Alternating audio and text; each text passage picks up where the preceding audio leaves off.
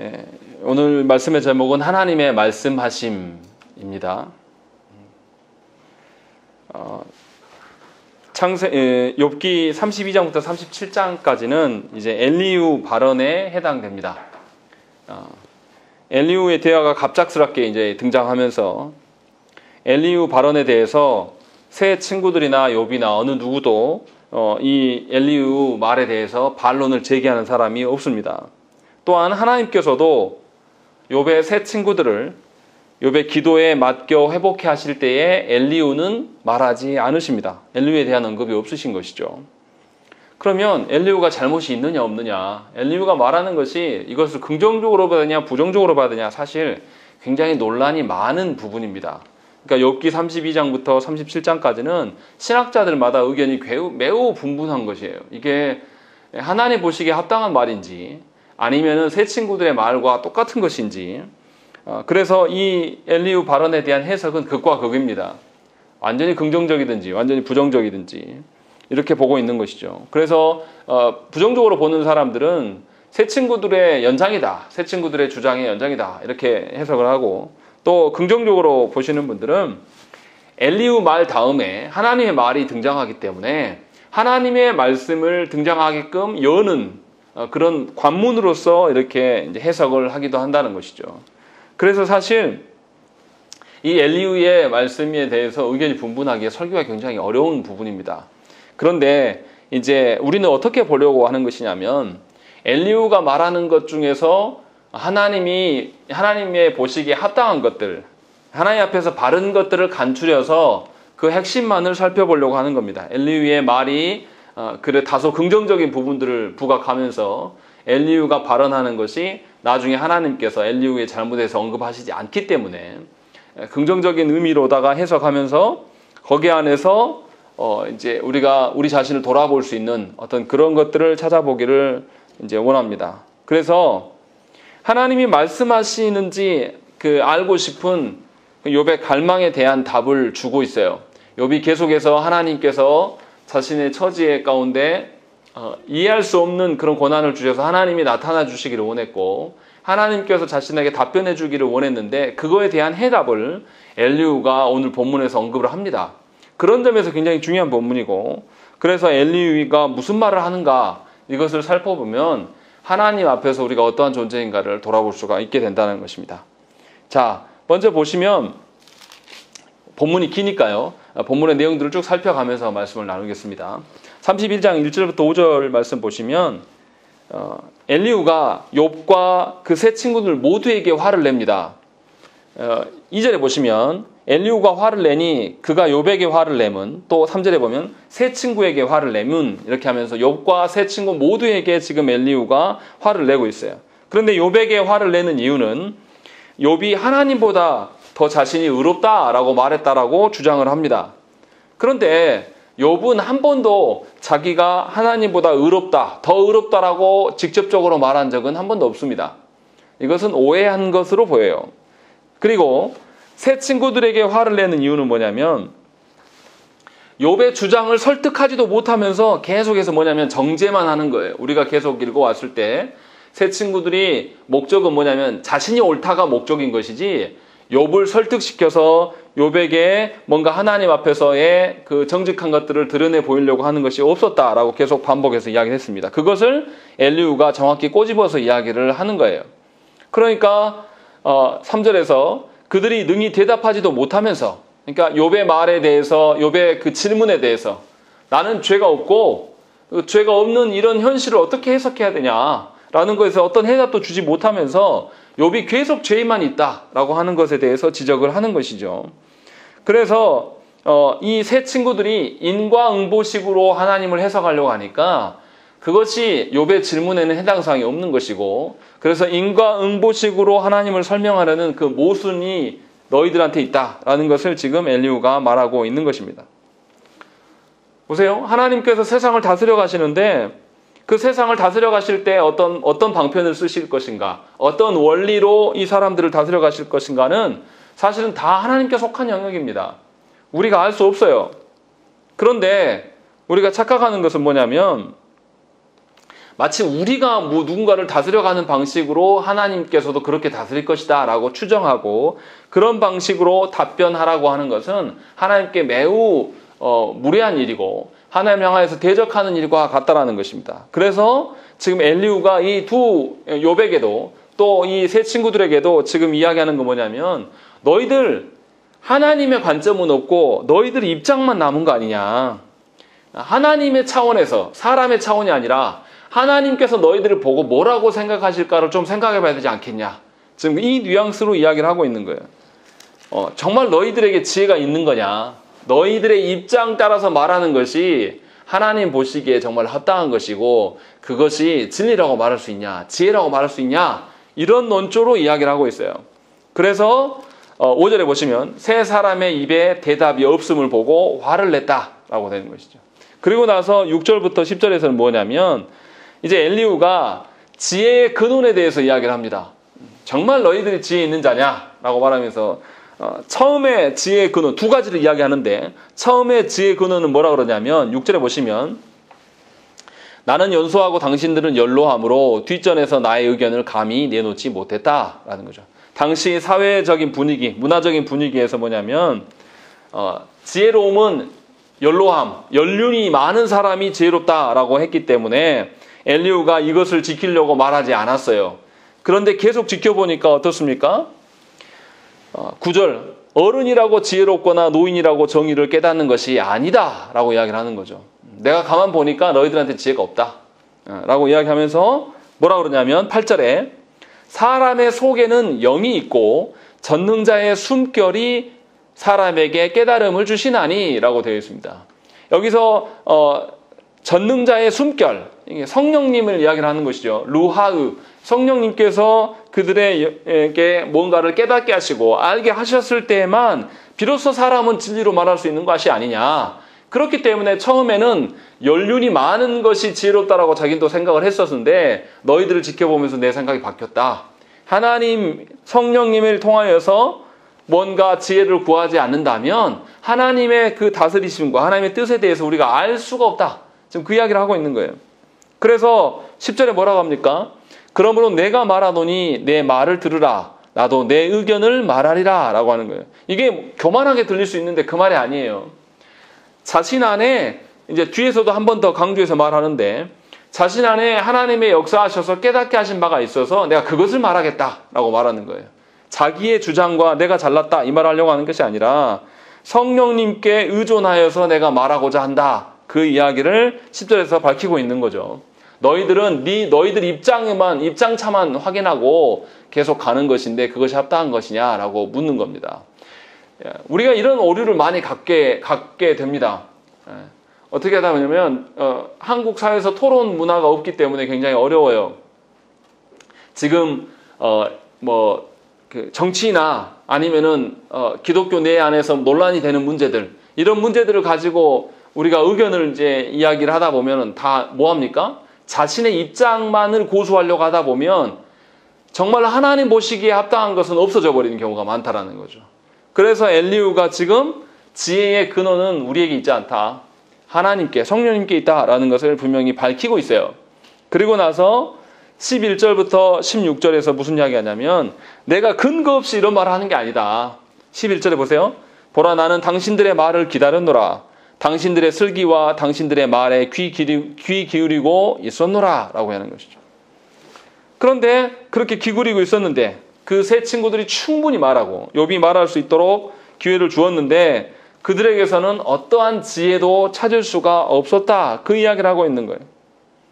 그러니까 정말로 세 친구들이 성령님께 의존하면서 발언했다라면 또한 욥에게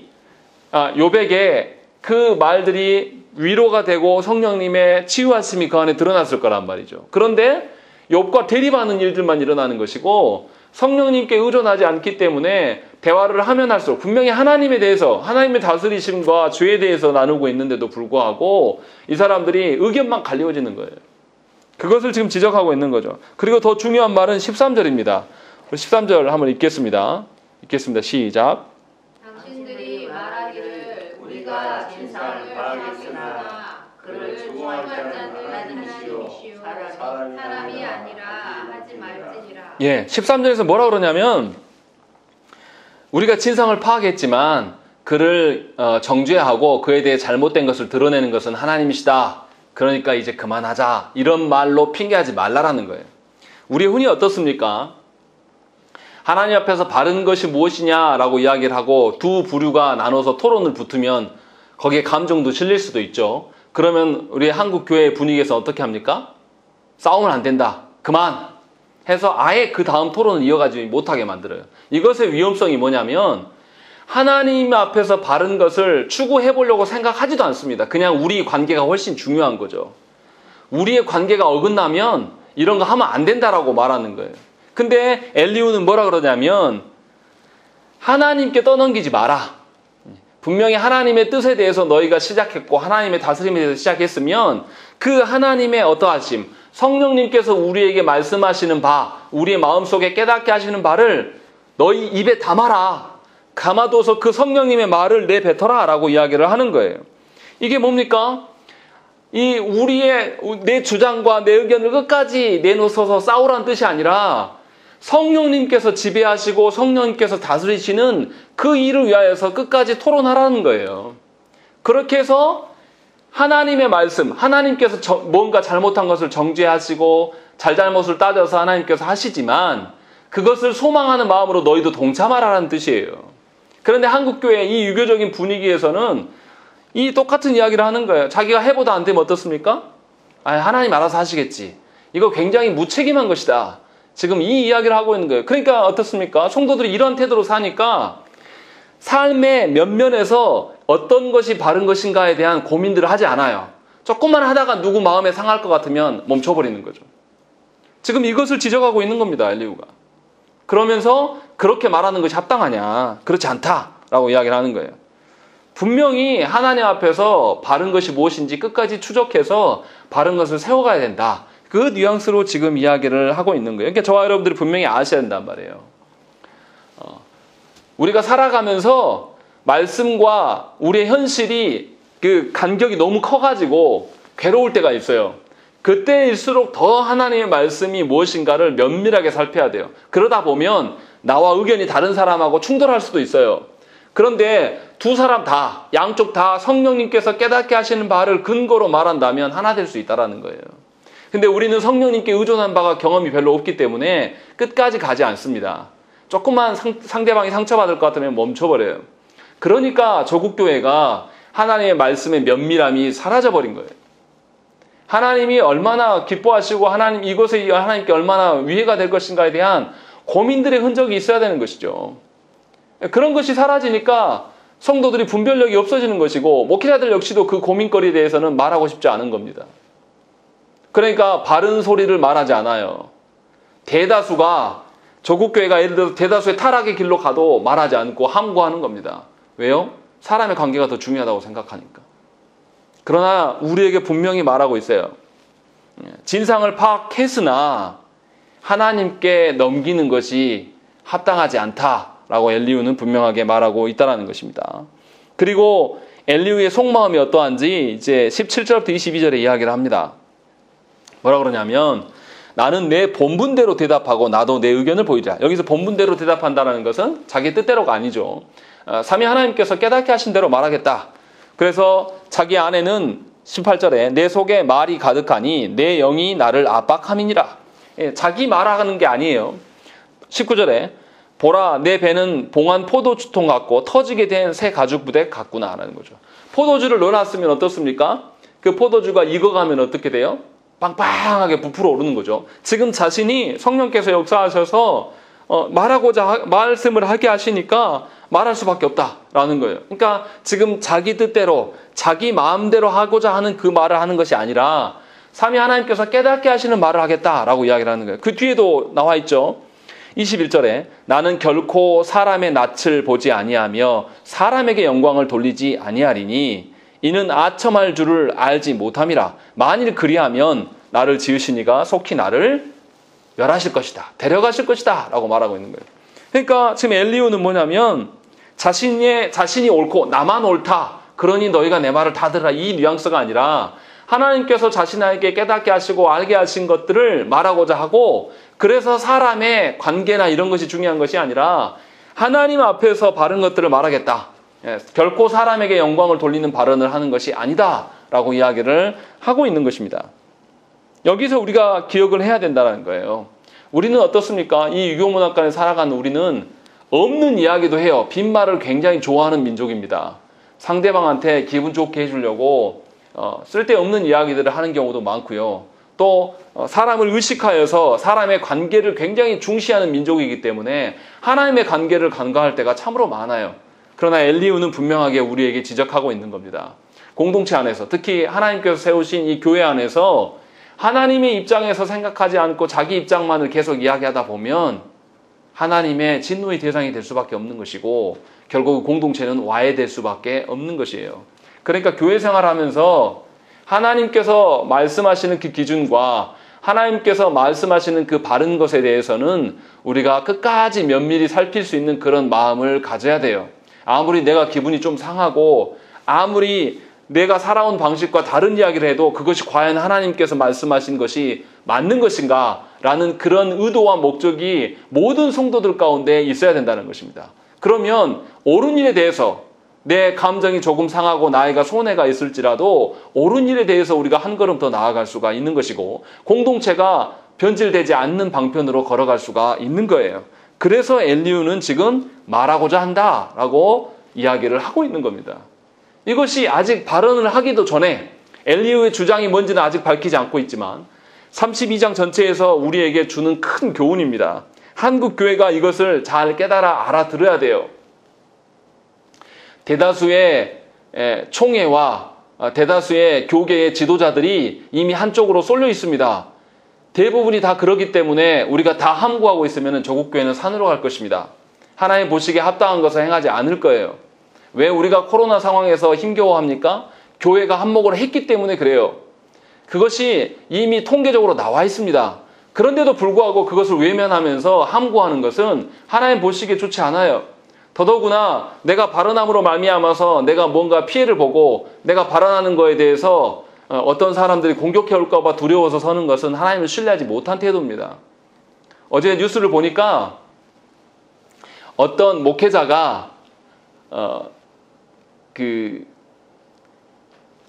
비대면 예배를 드리는 것, 그것이 세상의 이웃들을 이렇게 사랑하는 것이다라고 교회 앞에다 써서 자기 친필로 써서 붙여놨어요. 그것이 이제 유명해지고 그것이 이제 태극기 부대에게 이제 귀가 들어갔어요. 그랬더니 그 교회에 어떤 중년의 남녀 부부가 찾아와 가지고 그 목사님을 망치로 두들겼습니다. 두들겨 팼어요. 근데 그 목사님 맞고도 고소하지 않겠다라고 뉴스에 나오는 것을 봤습니다. 바른 말을 해야 됩니다. 그렇게 해서 하나님의 뜻과 하나님의 보시기에 그 목사님 말씀대로 한 대 맞더라도 하나님의 원하시는 교회됨을 소망하면서 그렇게 붙여놔야 돼. 그 목사님이 나만 맞다 하면서 뭐 언론에 떠벌린 것도 아니에요. 그냥 자기가 심호하는 그 교회의 성도들한테 알아들으라고 써놓은 건데, 그것이 유명세를 타고 세상 사람들이 이런 목사님도 있구나 하면서 와서 사진도 찍고 가고 하면서 존경의 눈빛을 보내니까 거짓된 자들이 와가지고 해박 놓는 거죠. 그런데 하나님께서 그런 사람들을 보면서 얼마나 기뻐하시겠냐 이 말이에요. 지금 엘리후가 말하고자 하는 것이 바로 이겁니다. 그러니까 사람의 관계보다 하나님이 우리를 어떻게 보실까, 하나님께서 나를 어떻게 보실까가 너무나 중요한 것이고, 그것을 안다면 우리는 끝까지 바른 말씀을 전해야 됩니다. 바른 말을 해야 돼요. 함구하고 있으면 악인들이 득세하고 악인들이 이 나라를 다 잡아 삼켜버릴 수밖에 없다는 것입니다. 그것을 분명히 알아야 된다는 것입니다. 그렇게 이제 설득한 다음에 엘리후가 내 교만과 내 주장하는 것이 아니다 라고 분명하게 선언해 준 다음에, 그 다음에 33장에서는 무슨 이야기를 하냐면 엘리후가 욥에게만 말을 합니다. 욥의 뭔가 한계성을 지적을 하고 있어요. 그래서 33장 1절에 뭐라고 되어 있냐면, 욥이여 내 말을 들으며 내 모든 말에 귀를 기울이기를 원하노라. 이것은 엘리후의 말이 아니죠. 하나님께서 깨닫게 하신 말씀, 이것을 들어보세요 라고 이야기를 하고 있는 겁니다. 그래서 뭐라 그러냐면 엘리후가 4절에 보시면 하나님의 영이 나를 지으셨고 전능자의 기운이 나를 살리시느니라. 그대가 할 수 있거든 일어서서 내게 대답하고 내 앞에 진술하라. 나와 그대가 하나님 앞에서 동일하니 나도 흙으로 지으심을 입었은즉 내 위엄으로는 그대를 두렵게 하지 못하고 내 손으로는 그대를 누르지 못하느니라 라고 이야기하는 거예요. 이 말 무슨 말입니까? 욥 당신도 할 말이 있으면 언제든지 당당하게 떳떳하게 말씀하십시오. 나도 듣겠습니다. 그러나 우리나 나나 너나 나나 당신이나 하나님께서 지으신 피조물인 것밖에 되지 않습니까? 다 그런 존재들이니까 하나님 앞에서 우리 말을 합시다. 지금 그 이야기를 하고 있는 거예요. 그러니까 욥이 얼마나 겸손의 태도를 보이고 있습니까? 자신의 권위를 자신에게서 찾지 않아요. 자신이 말할 수 있는 권위를 하나님 앞에서 찾고자 하고 있다는 것이 이게 매우 중요한 태도라는 것이에요. 여러분들이 진정으로 어떤 영혼을 사랑하여서 그 영혼을 권면하기를 원한다면 여러분의 말을 하지 마시고 하나님의 말씀을 대언하려고 하는 태도를 가져야 돼요. 그런데 여러분만 말하는 것이 아니라 여러분도 들을 줄 알아야 되는 것입니다. 목회자가 말만 잘하면 안 돼요. 성도들이 어떠한 지경에 있는가도 잘 듣고 그들이 어떤 오해를 갖고 있고 그들이 어떠한 한계 속에 있는가를 잘 알아보면서 들으면서 말해야 돼요. 사실 듣는 게 훨씬 큰 거죠. 엘리후가 지금 그런 방식으로 택하고 있는 거예요. 나만 옳으니까 너는 무조건 들어야 된다. 이렇게 행하지 않고 하나님 앞에서 우리는 다 동등하고 그냥 피조물인 그런 존재밖에 되지 않습니다. 라는 것을 선언하고 있는 거예요. 그렇게 말하고 말씀을 시작해 보세요. 그러면 듣는 사람이 어떻게 생각하겠습니까? 아, 저 사람이 나를 정말 사랑해서 하나님의 입장에서 깨닫게 하는 것을 말씀하려고 하는구나 라고 느끼지 않겠습니까? 그래서 엘리후가 새 친구들하고 다른 점이 바로 이 점이에요. 하나님 앞에서 이 영혼이 바른 것이 무엇인가, 하나님 앞에서 욥의 한계가 무엇인가를 보여주기를 원해요. 이것은 정죄하려고 하는 게 아니죠. 욥을 바른 자리로 이끌어 오려고 하는 사랑의 마음인 거예요. 이것이 지금 드러나고 있습니다. 그리고 나서 이제 그러면 욥이 마음이 훈훈해졌을 거 아닙니까? 그 욥에게 이어서 이제 8절부터 12절에 욥이 어떤 말을 했는가 그 요약의 말을 해요.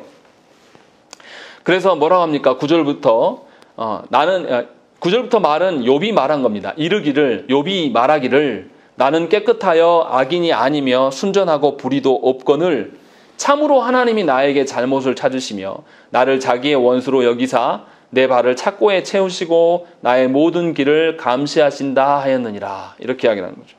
근데 실제로 이 발언은 뭐냐면 욥이 했던 부분에 다 나옵니다. 욥이 7장 8절과 20절과 13장 27절에서도 이 말들을 다 했던 이야기들이에요. 그러니까 엘리후가 지어낸 말이 아니라 실제로 욥이 한 말을 가지고 와서 이야기를 해요. 요약하면 이런 겁니다. 딱 두 가지예요. 욥이 자신은 하나님 앞에서 유죄한 자가 아니라 나는 무죄하다. 지금 그 이야기를 하고 있는 거예요. 그리고 나서 10절과 11절에서는 하나님이 자신을 부당하게 겨냥하고 자신을 원수로 대하시고 자신을 공격할 구실만을 찾으신다 하면서 하나님을 비난하고 있는 거죠. 이것에 대해서 지금 이야기를 합니다. 무엇보다도 뭐라고 합니까? 하나님께서 욥을 도망 못 가게 착고에 발을 채워놓으시고 모든 것을 감시하시는 분이시다. 이렇게 말했다는 것을 지적합니다. 엘리후가 이것을 왜 이야기하고자 하는 거냐면 12절에 답이 나와 있습니다. 뭐라고 되어 있냐면 내가 그대에게 대답하리라. 당신이 말한 이 말에 그대가 의롭지 못하니 하나님은 사람보다 크심이니라 라고 이야기해요. 하나님이 사람보다 크고 높으시기 때문에 하나님의 그 일하심을 감히 우리가 어떻게 하냐. 하나님이 너를 원수처럼 여기려고 하는 것인지 아니면 다른 목적이 있는 건지 우리가 알 길이 없다. 그런데 너의 고통으로 인하여서 너의 지금 이 고난으로 인하여서 하나님의 일하심을 부정적으로 너 보고 너무 부정적으로 본 거 아니냐라고 하면서 지적을 하고 있는 거예요. 그러니까 분명하게 욥의 고난이 극심했던 것은 맞아요. 엘리후도 이것을 인정하고 있습니다. 그런데 아무리 고난이 극심하더라도 하나님께서는 분명하게 하나님의 방식이 있을 것인데 너무 한쪽만 본 것이다 라고 이야기를 하고 있는 거죠. 그렇지 않습니까? 하나님이 자신을 부당하게 대하시는 것 같고 하나님은 욥이나 고난당하는 어느 누구에게도 어떤 방식으로도 직접 설명하시거나 고난당하는 사람들과 어떤 방식으로도 소통하지 않을 것이라고 많이 사람이 생각합니다. 고난 중에 있는 사람은 그렇게 생각을 해요. 하나님이 나를 버렸구나. 내가 불러도 대답하지 않는구나. 왜요? 그 사람의 목적은 뭐가 있습니까? 이 고난을 넘기는 데에 목적이 있어요. 그런데 하나님의 목적은 어디에 있습니까? 고난을 넘기는 데에 목적이 있지 않으세요. 그렇다면 뭐하러 하나님이 고난을 주십니까? 다른 목적을 갖고 계신 거죠. 그런데도 불구하고 어떻습니까? 우리가 고난 중에 있으면 하나님을 아주 무서운 하나님, 뭔가 두려운 하나님으로만 자꾸 생각을 한다는 말이죠. 그러나 분명하게 엘리후는 이 이야기를 하는 겁니다. 하나님을 사람처럼 여겨서는 안 된다. 하나님은 크고 높으시기 때문에 사람의 간구에 대해서 하나님이 다 일일이 수종 들어주고 응답하실 필요가 없다. 지금 그 이야기를 하려고 이 말을 꺼낸 거예요. 그래서 13절부터 18절에 무슨 이야기 하냐면 하나님의 주권과 하나님의 다스리심을 어떻게 실현해 가시느냐, 이렇게 그 말을 하고 싶은 거예요. 그래서 13절 읽어보시면 뭐라고 되어 있습니까? 하나님께서 사람에 대하여 대답하지 않으신다 하여 어찌 하나님과 논쟁하겠느냐? 그렇지 않습니까? 하나님께서 창조주시고 하나님께서 모든 우주 만물을 섭리에 다스려 가시는 하나님이신데 우리 같은 그런 자들, 아주 미물인 우리가 하나님께 항변한다고 해서 하나님이 대답하지 않아도 아무런 상관이 없지 않습니까? 생각을 해보세요. 저와 여러분들이 뭔가 힘들어가지고 대통령은 뭐하냐? 왜 내 문제를 해결하지 않냐? 이렇게 이야기할 수 있습니까? 그럴 필요가 없죠. 국민들의 대다수가 뭔가를 원할 때는 뭐 그럴 수 있지만 대통령과 비교도 않는 크고 높으신 하나님께서 우리에게 대답할 의무가 없어요. 지금 그 이야기를 하는 겁니다. 하나님 이렇게 크시다. 그 말 하는 거예요. 그리고 14절에서 무슨 이야기 합니까? 하나님은 한 번 말씀하시고 다시 말씀하시되 사람은 관심이 없다라고 이야기하는 거예요. 하나님께서 이미 우리에게 하고자 하시는 말씀을 여러 차례 말씀을 통해서 주셨는데도 불구하고 너희는 그것은 안 듣는다. 그러면서 말씀을 하시지 않는다라 그런다. 하나님이 대답하지 않으신다. 하나님이 내 기도에 응답하지 않으신다. 이 말만 하고 있다라는 거예요. 뭐 하라는 거죠? 하나님의 수차례 반복해서 하시는 그 말씀을 들으라는 거예요. 그 말씀에 해답이 있다라고 말하는 겁니다. 그런데도 불구하고 많은 사람들이 고난 중에 있으면 이 고난의 문제에만 하나님이 반응을 해 주셔야 돼요. 그것이 대답하셨다라고 생각을 하는 겁니다. 그런데 그것이 교만하다. 하나님을 네 종으로 여기냐. 하나님은 대답하실 의무가 없다. 그리고 하나님은 그 대답이 아니라 하나님의 말씀하시고자 하는 바는 이미 너에게 수차례 말씀하셨다. 이 이야기를 하고 있는 겁니다. 어떻습니까? 인생에서 고난과 괴로움에 빠지면 대다수 이 오류를 갖고 있지 않습니까? 하나님은 분명히 말씀대로 살으라고 지금 너에게 당면한 문제, 가정 안에 돈이 없으면 돈 벌러 가라는 게 아니에요. 하나님이 돈줄을 막으셔서 우리를 낮추심으로 말미암아서 하나님의 뜻을 보게 하시려고 하는 것인데도 불구하고 우리는 뭐 합니까? 돈 달라고 기도하고 돈 버는 일에 혈안이 돼가지고 살아가요. 언제 하나님 말씀을 귀구려 듣습니까? 하나님이 주인이시라면서요. 하나님이 우리의 구원자 되시고 왕이시라면서요.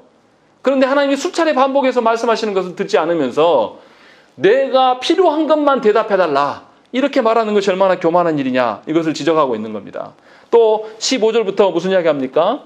사람이 침상에서 졸며 깊이 잠들 때에나 꿈에나 밤에 환상을 볼 때에 그가 사람의 귀를 여시고 경고로서 두렵게 하시니라는 것이죠. 여기 보면 잠잘 때, 잠들었을 때 환상이나 꿈이나 이런 어떤 신비주의적으로 하나님의 뜻을 봐라 이런 말하려고 하는 게 아니에요. 무슨 말을 하려고 하는 거냐면 잠잘 때, 졸 때, 꿈에서나 환상 속에 있는 것 때 그때 사람이 어떻습니까? 그 중에 있으면 우리 뜻대로 됩니까? 안 됩니까? 꿈에서 뭔가 악당이 날 쫓아와요. 그럼 도망가집니까? 안 도망가집니까? 안 도망가져요. 지금 엘리후가 말하는 것은 뭐냐면 꿈이나 환상이나 잠이나 졸음의 상태에 있을 때 인간이 굉장히 수동적인 때를 말하고 있는 거예요. 이렇게 수동적인 상태를 만들어 놔야지만 겨우 우리가 하나님의 말씀을 좀 듣는단 말이에요. 그러니까 지금 엘리후가 말하고 싶은 것은 뭐냐면 하나님께서 죄인들을 움직이지 못하도록 수동의 상태로 만들어 놓고 말씀하시는 그런 분이시다. 지금 그 이야기를 하고 있는 거예요. 왜 이렇게 하시냐? 16절, 17절, 18절 그만 나와요. 그가 사람의 귀를 여시고 경고로서 두렵게 하시니 이는 사람에게 그의 행실을 버리게 하려 하심이며 라고 되어 있는 거예요. 우리가 열심히 애쓰고 힘쓰고 살아가는 것이 하나님 앞에 아무런 유익이 없어요. 하나님께 영광되지도 않는단 말이에요. 그런데도 우리는 뭐라 그러냐면 내가 열심인 것을 막 하면서 내가 이것을 이뤄서 하나님께 순종하고 더 많이 헌금하겠습니다. 이런 방식으로 말하면서 하는 것은 하나님의 진노로 사는 것밖에 되지 않아요. 하나님의 주인으로 여기지 아니하며 하나님을 자기 밑에 두려고 하는 태도밖에 되지 않는다는 것이죠. 그래서 그 일을 막으시고 사람의 교만을 꺾으시려고 막으시려고 하시는 것이다. 그리고 18절에 그는 사람의 혼을 구덩이에 빠지지 않게 하시며 그 생명을 칼에 맞아 멸망하지 않게 하시느니라. 왜 하나님께서 이러한 우리 행실들을 버리게 하시냐? 하나님 자녀 되게 하셔. 하나님 나라 백성 되게 하셔서 영생을 주게 하고 살게 하시려고 지금 이 일들을 하신단 말이에요. 그러니까 하나님께서 우리 인생에서 고난을 통해서 말씀하시고 계시고 그것을 통하여서 우리의 오류들과 우리의 교만과 우리의 죄악들을 다 변화시키시려고 이 일들을 하고 계신단 말이에요. 그렇게 하시는 하나님 앞에 우리가 어떻게 해야 되겠습니까? 순응해야 된단 말이에요. 고난을 주셨으면 그 고난 속에서 하나님께서 무엇을 말씀하실까? 여기에 기울여야 되는 게 너무 당연한 거 아닙니까? 지금 엘리후는 그 이야기를 하고 있는 거예요. 욥 당신이 비록 정말로 이유 없이 하나님께 고난을 받을지라도 하나님은 이런 방식으로 하실 수 있는 하나님 아니냐. 하나님이 대답하지 않으셔도 우리는 할 말이 없고 또 하나님이 말씀하시는 그것에 우리가 집중해야 되는 것이 너무나 당연한 것이고 하나님이 우리를 꼼짝하지 못하도록 그런 환경 속에서 우리의 귀를 열어두심은 뭐냐면 우리의 죄악과 우리의 더러운 행실들, 우리의 인생의 목적들을 바꾸셔서 하나님이 원하시는 대로 이끌기 원하여서 이 일들을 하고 계신다. 지금 이 말을 하고 있는 거예요. 여러분들은 어떻습니까? 이 말씀에 대해서 얼마나 수긍하시고 얼마나 인정하십니까? 여전히 여러분들의 인생의 고난길이 더 중요하고 하나님이 말씀하신 것들 그것이 더 중요하지 않습니까? 그렇다면 여러분들 잘못 생각하고 있는 거예요. 분명히 하나님은 우리가 멸망당하는 것을 원치 않으셔요. 그래서 19절부터 28절에 뭐라 합니까? 하나님께서 우리를 지키시는 방편에 대해서 한 번 더 설명합니다. 뭐라고 되어 있습니까? 19절에 혹은 사람이 병상의 고통과 뼈가 늘 수심의 징계를 받나니 그의 생명은 음식을 싫어하고 그의 마음은 별미를 싫어하며 그의 살은 파리하여 보이지 아니하고 보이지 않던 뼈가 드러나서 그의 마음은 구덩이에 그의 생명은 멸하는 자에게 가까워지느니라. 사람이 이렇게 죽어가고 있는 것을 이야기를 하고 있어요. 그러면서도 하나님 어떻게 하십니까? 23절에 만일 일천 천사 가운데 하나가 그 사람의 중보자로 함께 있어서 그의 정당함을 보일진데 하나님이 그 사람을 불쌍히 여기사 그를 건져서 구덩이에 내려가지 않게 하라. 내가 대속물을 얻었다 하시리라 라고 되어 있는 거예요. 이 말이 뭔 말입니까? 천사가 우리의 중보자가 되신다는 뜻이 아니에요. 예화를 들어서 이야기를 한 겁니다. 천사를 통해서 중보자가 되게 하셔도 우리가 하나님의 말씀대로 살지 않았음에도 불구하고 우리가 하나님의 말씀을 이룰 수 없기 때문에 하나님의 중보자를 세우셔서 중보자의 행하심으로도 하나님께서 죄를 사해 주시겠다. 하나님 살리시겠다라고 하시는 그 하나님이다. 그 이야기를 하고 있는 거예요. 이거 누구를 드러내는 겁니까? 예수 그리스도를 드러내 보여주시는 거예요. 하나님께서 우리에게만 하나님의 말씀대로 살아라 하고 내버려 두신 것이 아니라 우리가 행치 않으실 때는 중보자자신 예수 그리스도를 내어주시고 죽게 만드시는 고난 가운데 두심으로 말미암아서 우리를 살리시려고 하신단 말이에요. 그리고 나서 뭐라고 합니까? 하나님께서 대속물을 얻었기 때문에 이 구속의 어떠함을 예수 그리스도에게 다 도맡기셨기 때문에 예수 그리스도께서 완성하심으로 말미암아서 이제 어떤 일이 일어납니까? 25절에 그런즉 그의 살이 청년보다 부드러워지며 젊음을 회복하리라 라는 거예요. 이 중보자로 말미암아서 하나님은 우리를 살리신단 말이에요. 우리에게 모든 것을 맡겨놓고 우리의 행함대로 심판하시면 우리 중에 살짝 아무도 없단 말이에요. 하나님의 말씀에 듣지도 않고 우리가 하고 싶은 대로 사는 우리들에게는 아무런 소망이 없어요. 그런데 하나님께서는 우리를 너무나 살리고자 원하셔서 중보자를 내어주셔서 이 일들을 수행하시고 우리를 회복해 하신다. 지금 그 이야기를 하고요. 그리고 회복된 자가 뭐합니까? 26절에 그는 하나님께 기도함으로 하나님이 은혜를 베푸사 그로 말미암아 기뻐 외치며 하나님의 얼굴을 보게 하시고 사람에게 그의 공의를 회복시키시느니라 라고 되어 있는 것이죠. 드디어 이 중보자로 말미암아서 우리가 하나님 앞에 서게 되고 하나님의 정의와 공의를 맛보게 되는 삶을 살게 하신단 말이에요. 그래서 27절에 그가 사람 앞에서 노래하여 이르기를 내가 범죄하여 옳은 것을 그르쳤으나 내게 무익하였구나 라는 거죠. 사람들 앞에 나는 아무것도 아닙니다. 삼위 하나님께서 나에게 구원의 어떠함을 행하셔서 나는 사람입니다 라고 이야기를 하는 거예요. 그러면서 28절에 하나님이 내 영혼을 건지사 구덩이에 내려가지 않게 하셨으니 내 생명이 빛을 보겠구나 하리라 라고 말씀하십니다. 하나님께서 이렇게 하시는 분인데 왜 욥 너는 하나님이 응답하시지 않는다라고 그러고 하나님이 제발 좀 대답 좀 해주라고 이렇게만 말하느냐라는 것을 지적을 하고 있는 거예요.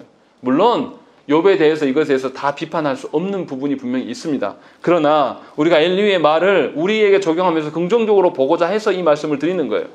우리가 분명히 알아야 될 게 뭡니까? 하나님께서는 고난을 통해서도 우리에게 말씀하신다는 것입니다. 우리에게 고난을 주심으로 말미암아서 우리를 옴짝달싹 못하게 만드시고 우리의 죄악을 보게 하셔서 중보자 대신 예수 그리스도에게 우리의 마음을 두게 하셔서 하나님의 생명의 길, 하나님의 생명의 빛의 길로 우리를 이끄시기 위하여서 고난을 통해서 우리에게 이미 말씀하고 계심을 분명하게 엘리후는 이야기를 하고 있는 거예요. 그러니까 고난의 목적은 뭐가 있습니까? 우리 영혼의 회복에 있는 거예요. 우리가 하나님 나라의 것들로 소망하면서 하나님 나라의 것들을 맛보면서 하나님 나라의 질서와 정의를 이 땅 가운데 실현하는 것이 하나님의 목적이란 말이에요. 그것이 우리에게 유익이란 말이에요. 하나님께서 우리가 그렇게 한다고 해서 하나님의 영광이 더 드려지고 하나님이 뭔가 더 플러스되는 그런 개념이 아니라 우리가 하나님의 영광과 정의와 공의를 맛볼 수 있게 된다는 말이에요. 한번 상상만이라도 한번 해보세요. 조국 교회가 회복되어져서 조국 교회가 이 나라를 위하여서 기도하고 이 나라에 죽어가는 영혼들에게 헌혈을 해주면서 좋은 일을 하면서 행한다 해보세요. 그러면 세상 사람들이 교회를 뭐라고 하겠습니까? 교회는 다 믿을 만한 사람들이다. 저 어렸을 때 그랬어요. 본인들은 못 믿어도 자기 새끼들은 데리고 가서 예배 드리라고 했어요. 가라 그랬어요. 자기 자녀들한테. 좋은 사람 되라고. 그런 시절에 교회가 있었단 말이에요. 그런데 우리 시대는 왜 이렇습니까? 우리가 하나님의 말씀에 귀 기울이지 않아요. 내 만족과 내 문제와 내 고난만 바라보면서 고난에서 탈피하는 것이 우리의 목적으로 삼기 때문에 그렇다라는 것입니다. 그러나 엘리후는 분명하게 욥에게도 이야기를 하는 거예요. 하나님께서 고난으로 우리에게 말씀하시고 계시고 그 고난의 목적은 네 영혼의 회복이며 네 영혼의 하나님 나라 백성됨이다 라고 말씀하고 있는 것이에요. 그러면 우리가 하나님께 무엇을 구해야 되겠습니까?